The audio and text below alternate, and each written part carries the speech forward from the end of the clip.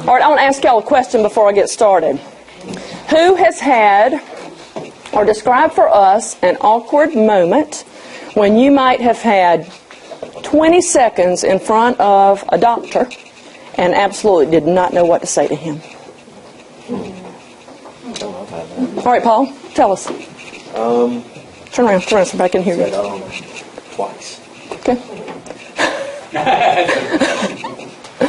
Doctor looks at me and says, I don't write for hospice. I know they just end up in the hospital to an acute event. I don't have time to talk to you. I have patients to see.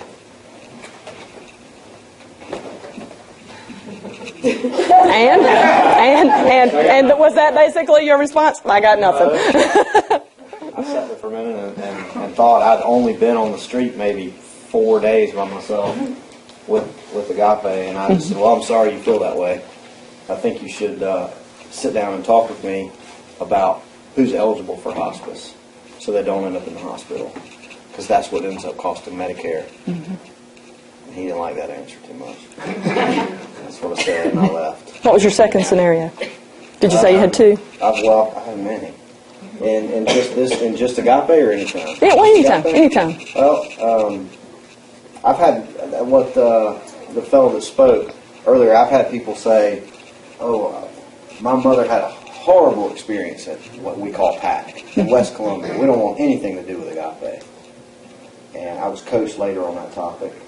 But at the time, I just said, well, I'm really sorry you feel that way. Is there anything we could have done better? No, it was just awful. Coffee was cold, everything. So that was scenario 2.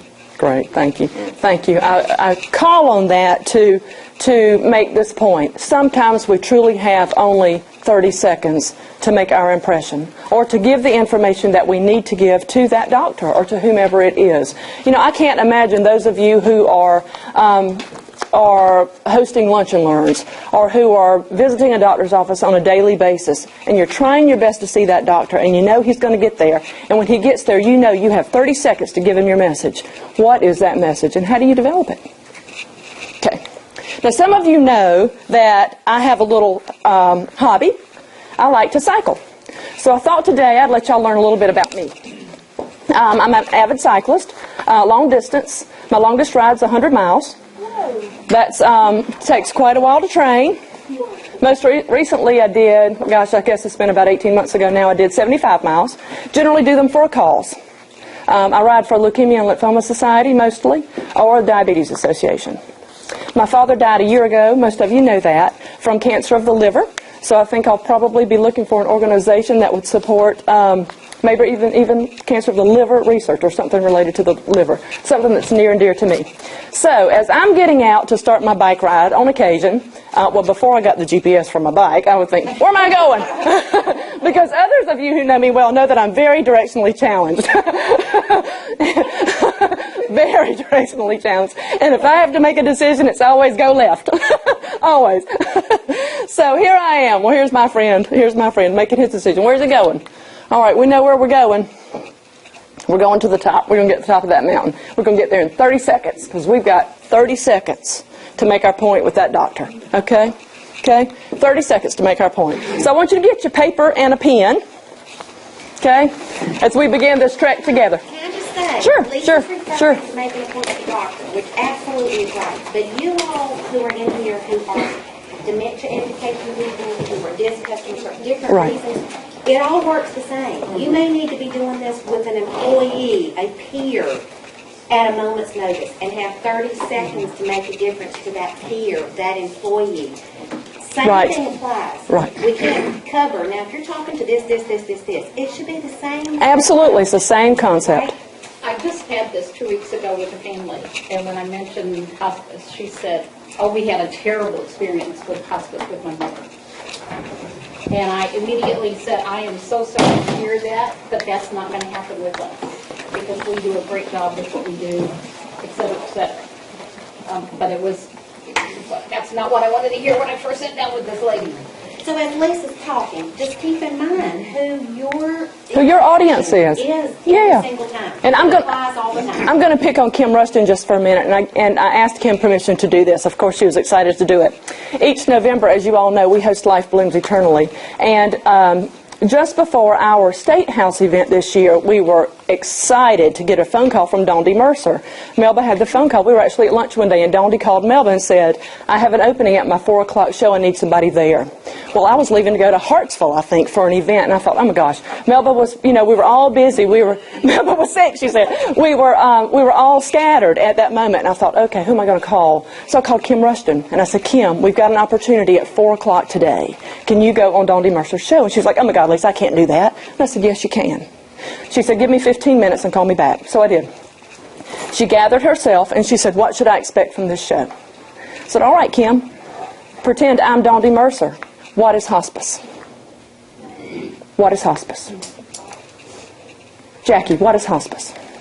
Hospice is providing your loved one with dignity for how many ever days they have left. I'll tell you the answer Kim came up with. She came up with as we worked through it. So this was the answer she used. I had to write to her to get it. Hospice is y'all, and I don't have my glasses. Hospice care is a level of comfort provided to families with advanced disease processes when they no longer choose to seek aggressive treatment. That level of care can be provided wherever that patient resides. So that's the concise answer that she came up with in her 30-second opportunity. That's what she had. And Kim did a fabulous job on the Dondi Mercer show that evening. So how do we develop your 30-second elevator speech? You all have heard this. I know you've heard it before. Many people call it the elevator speech. I call it my trek to the top just because that's what I like to do. How do we begin? What is the main focus of your service that you need to get across to that doctor, first and foremost? I want you to jot that down. Okay?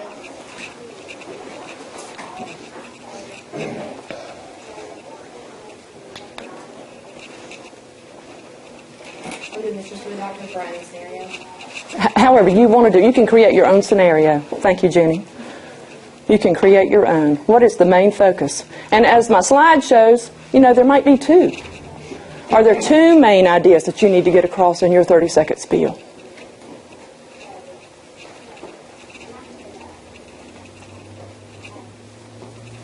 We'll call this our roadmap to success. How about that, y'all? I do love maps. Jennifer, what have you written? What did you choose to do? Are you doing hospice? Yes. To provide a necessary service for the doctor's patients and families dealing with end-of-life care issues. Mm-hmm. Russell, what are you covering? AL? Specifically about? No, it's whatever scenario you're choosing. In general, depending on what his need is, because if his need is hospice and you're going in there for that, then that's what I would start out with. But just overall, it's just integration of our services. Sure, great. And how it would benefit him. Gotcha. Dee Dee, how did you choose to answer that? Agape Senior is the best choice for rehab. For rehab, okay. So rehab focus, gotcha. All right, y'all, beyond the main roads that are going to get me to the top, to my mountain in 30 seconds, the main roads that's going to be the primary idea or ideas that we want to get across to this doctor, what are the secondary ones? When I hop off my main road and go on that trail because it looks great, it's going to maybe take a shortcut around. What is that next most important idea that you need to convey about your service? It's not the main idea, but it's next most important.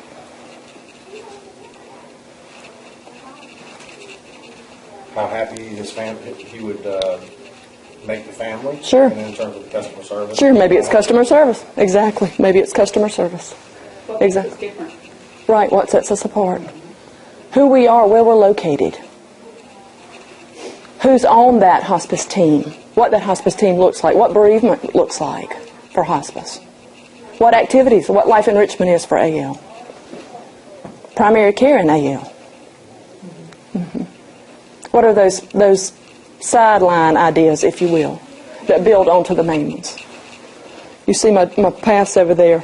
I am a road biker. In other words, this is called a hybrid bike. You can take it on the road or on the mountain trails. Mine is not. Mine is a road bike, just as this guy's riding. The tires are about 3/4 of an inch wide. My favorite. It's black and pink in honor of breast cancer. It's easy to crash on it. And we do have a story about that. After we develop our main ideas, we're on our main road. We've gotten off on our side roads. We know what those next most important ones are. What's our wow piece? What's our wow piece? Where are we innovative? Or how do you make it innovative in how you're explaining it, how you're giving that? Or what piece of information do you give that person, that doctor, that referral, that creates the wow for you? What is that? What does that look like? 7-day therapy. There you go. 7-day-a-week therapy. A story. A story. Sure it is. Absolutely. I think if you had your own personal experience with a guy, like you said, your mother, Grandmother. grandmother, and now same thing with my grandfather. Before I even worked with the guy, Sure. they already became family back in 2006 because of my grandparents. I actually already had that wild story to share that experience before I even knew How fabulous. how they were. So Teresa, how about for you?